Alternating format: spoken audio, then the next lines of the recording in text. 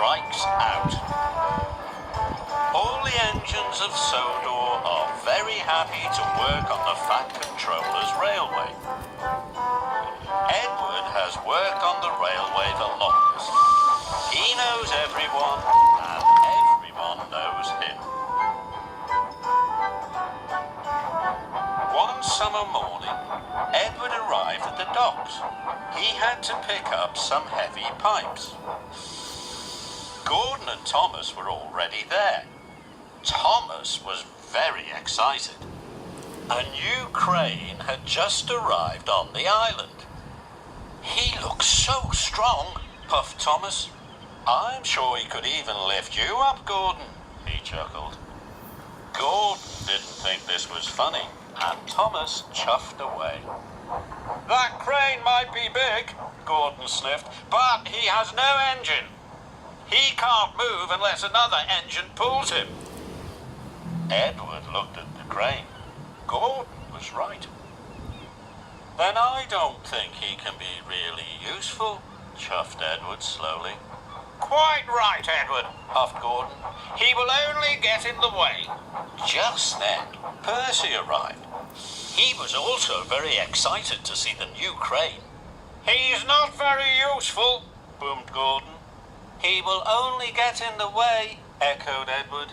"Newfangled nonsense," wheezed Gordon, and he chuffed off. "What a newfangled nuisance, Edward," peeped Percy. "Newfangled nonsense, Percy," puffed Edward, as grandly as he could. "It's something that is new and not really useful."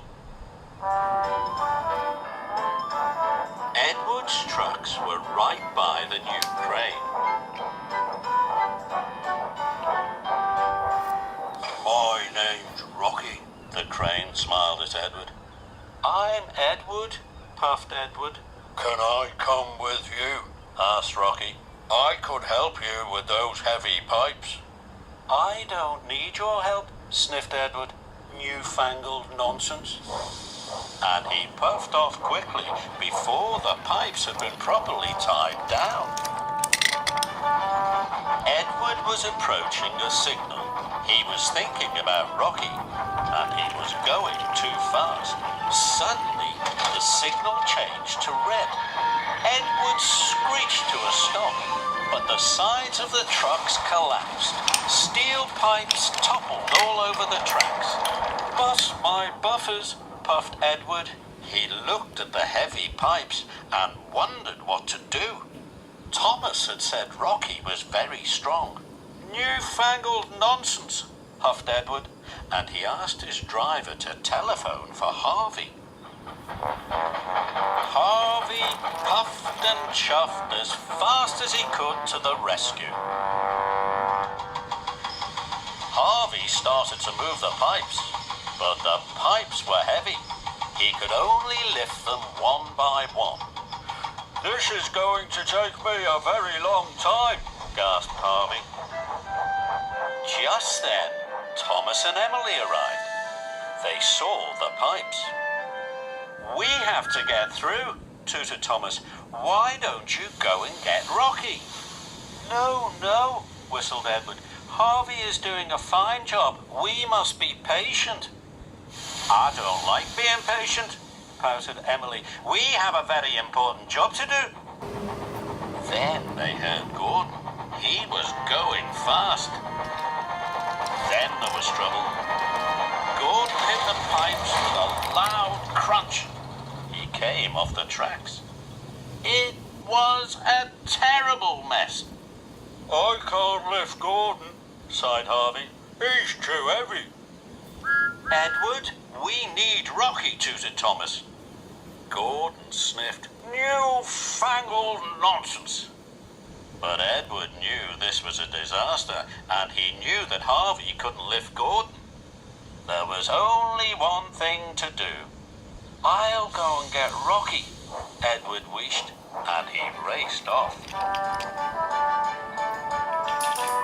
Edward steamed into the docks. "Rocky, we need your help," he whistled. "It's an emergency." "I'm ready and waiting, Edward," whistled Rocky happily. So Edward butted up to Rocky, and together they left for the junction.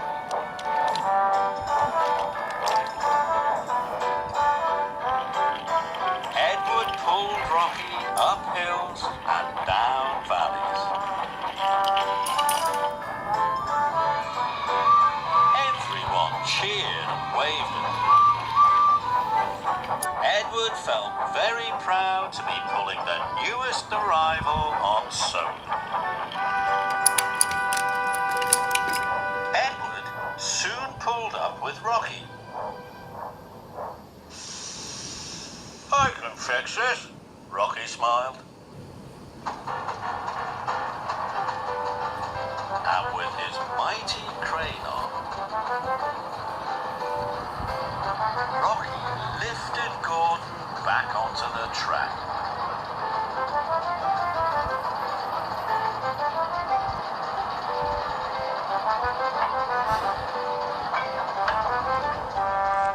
Gordon was surprised. "Thank you, Rocky," he huffed. "Good work." Then, Rocky lifted all the pipes off the rails. The job was done in no time. Gordon and Edward were very impressed. "I was silly to think you were a newfangled nonsense," wheezed Edward to Rocky. "You might be new, but you're also really useful. Welcome to our island." And everyone tooted and cheered